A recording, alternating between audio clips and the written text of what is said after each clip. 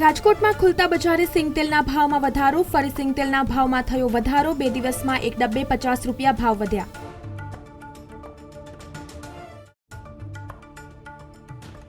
Metre down થતાં જ ભાડું ચૂકવવું પડશે. એસવીપી એરપોર્ટ પર મળશે સસ્તી ટેક્સી. લઘુત્તમ ભાડું ₹37.50.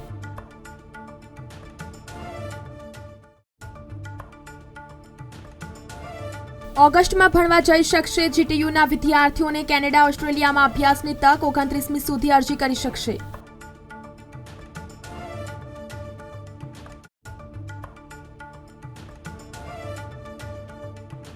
દેશના 554 કેન્દ્ર પર પરીક્ષાનું આયોજન કરાશે. યુજી નીટ માટે અરજી પ્રક્રિયા શરૂ. 9 માર્ચ અંતિમ તારીખ.